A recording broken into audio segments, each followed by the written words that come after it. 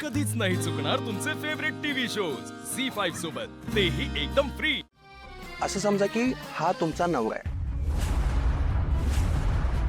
समजायचंय, आणि हा तुम्हाला सोडून दुसऱ्या कुठल्या तरी मुलीकडे चाललाय आणि तुमचं मन त्याला कळत नाहीये, त्यामुळे तुमची ना आतल्यात अशी चिडचिड होते। तो राग तुम्हाला व्यक्त करायचा आहे, कळलं? बाबू मॅडम, मी तुम्हाला बोलतोय, कळलं का? करूया take? Yes, why not? Ready? All the best.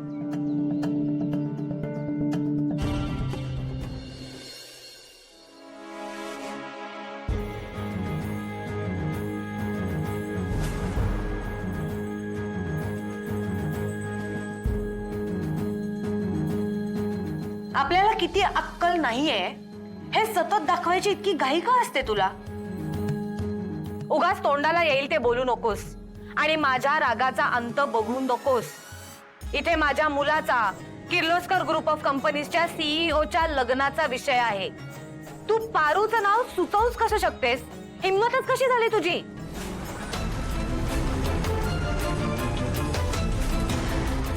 वहिनी, तुम्ही बोलताय ते सगळं बरोबर आहे, मला पटतंय, पण जी गोष्ट माझ्या लक्षात आली आहे ती तुमच्या आली आहे का?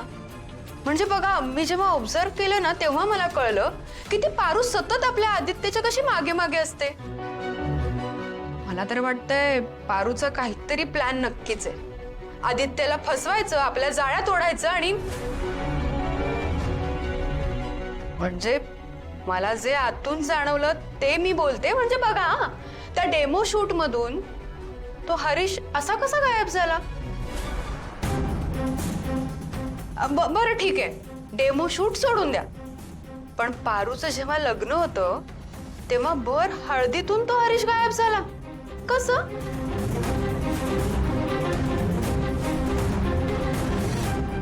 मला तर वाटतंय पारूने हे सगळं ना मुद्दाम केलंय, मला खात्री आहे। नाही म्हणजे मला जाणवलं म्हणून मी बोलले। दामिनी, आदित्य आणि अनुष्काचं लग्न ठरलंय आणि हा माझा निर्णय आहे, त्यामुळे उगाच काहीतरी वावड्या उठवू नकोस, कळलं? बहिणी, मला जे आतून जाणवलं ते मी बोलून दाखवलं। जर यातलं काहीही खोटं निघालं ना तर माझं तोंड काळं करा। बाकी तुम्ही हुशार आहात, अहिल्यादेवी किर्लोस्कर आहात, तुम्ही जे कराल ते योग्यच असेल, खात्री आहे मला। येते।